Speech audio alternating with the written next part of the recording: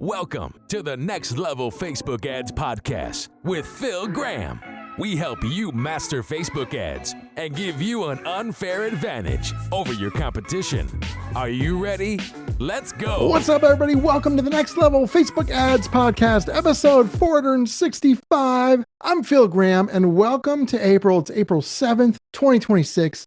I'm glad you're here. Today, I've got a great episode. I'm going to be talking about why some Facebook and Instagram ads never have a chance from the very start. Sometimes right away you can tell there's an issue. Other times, after running just a little while, you can tell that this ad is doomed. Now, I'm not saying you should turn ads off really fast, because most of the time, if you're turning ads off fast, you're probably going to fail and you're probably going to lose money. However, if you're running ads in a certain way and they're on right now, and they have some of the elements in them that I'm going to describe in this episode, then yeah, unless they're working, which they probably are not, you should probably turn them off because they're probably doomed to fail. Before we jump into the content, if you guys are looking for any help with your ads or with your AI, I do one-on-one consulting, or I run your ads for you or do your AI for you. So for either one of those things, go to my website, philgrahamdigital.com, or you can DM me on Instagram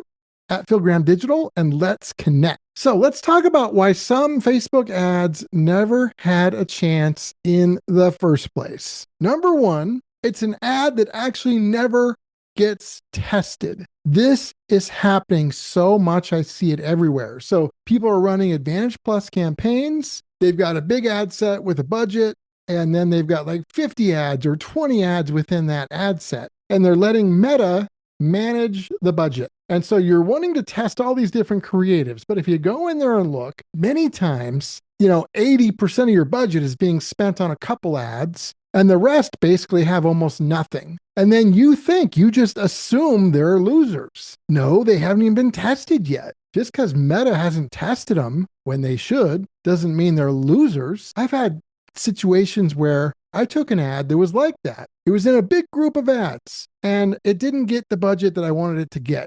I took it out, I put it in its own ad set, and there was nothing else with it.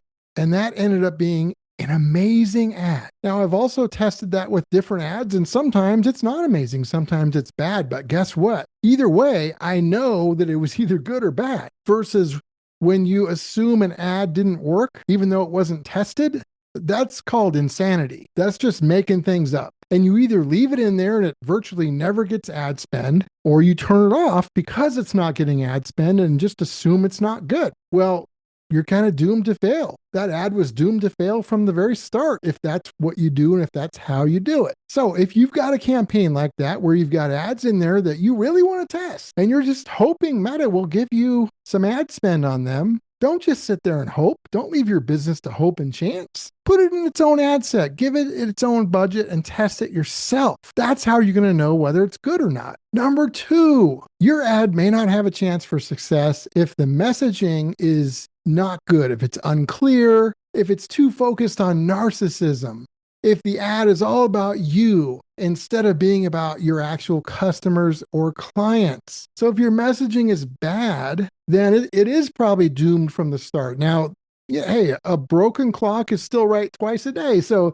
it still could maybe work, but I wouldn't want to put my money behind that kind of crap, that's for sure. And anything I see that's like that, I expect it would fail. And so I do think that kind of ad is doomed from the start. Number three, an ad without a pain point or a hook. That's super important. Now, there are some exceptions. Sometimes we'll run ads that have pure value, but even in those, it's almost always a hook or a pain point, because you could have great value, but if you don't get somebody's attention, then it doesn't really matter anyway. So even those, we still have hooks and pain points most of the time. There might be an exception here or there, but if you're running ads where you're not focusing on either a pain point and or a hook to get the attention of your ideal customers, clients, and audience, then that ad is probably doomed to fail, because there's like billions of pieces of content out there every day. And if you're not getting their attention, then good luck. Like, you gotta be able to get their attention. You gotta be able to stop the scroll. Number four, if your ads look like everyone else's,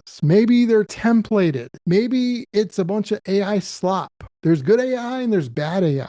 There's a lot more bad AI than good AI out there when it comes to ads. Maybe you're copying competitors. Maybe you just got ads that are just kind of blend in instead of stand out. It doesn't mean those can't work, because sometimes they could. But again, I wouldn't put my money behind it in most situations.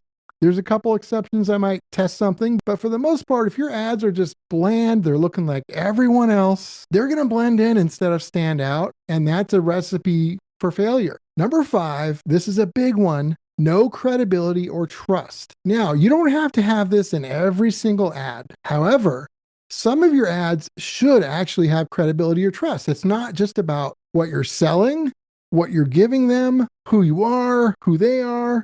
It's about why they should listen to you or trust you as an entrepreneur, a company, or a brand. That is super important. Even if you're giving something away, like a lead magnet, they're still thinking, why should I trust this person? Why should I listen to them?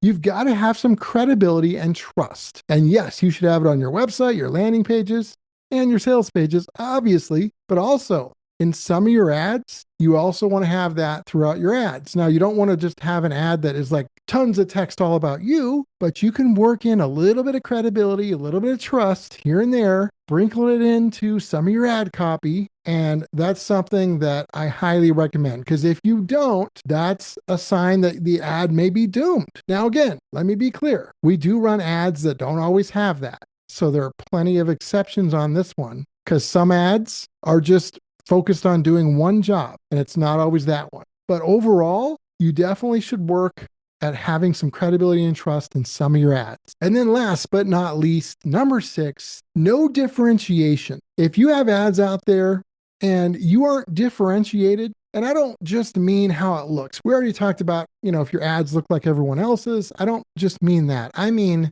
differentiation in terms of what you sell or the services you provide compared to others, compared to your competitors, for example. You've got to have differentiation. You've got to show people and tell people and demonstrate to your audience in your ads, number 1, how you're different. And number 2, most importantly, how that difference benefits your customers or clients. Because if it's just about how you're different, people don't care. If you make it clear about how that difference benefits your customers, that's a big difference. Whenever I see an ad that doesn't have any kind of differentiation, that's a red flag as well. So those are really important. Like I said, with all of these things, having them all doesn't automatically mean you're going to succeed, and not having them doesn't automatically mean you're going to fail. But when I look at the odds, I would say that if your ads don't have these things that I talked about, then I think more often than not, there's a good chance that some of those ads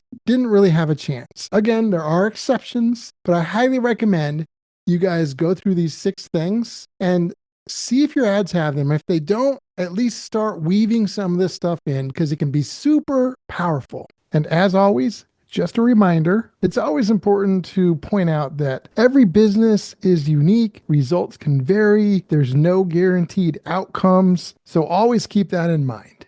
I hope that was helpful. Episode 465 is in the books. If you guys want to connect, philgrahamdigital.com is the website, or DM me on Instagram at philgrahamdigital. I hope you guys have a great rest of your week, and I will talk to you on next Tuesday's episode. Peace out. Thanks for listening to the Next Level Facebook Ads Podcast. Please remember to subscribe and share this with all your friends. For show notes, more tips, and to learn more about Phil, please visit philgrahamdigital.com/podcast.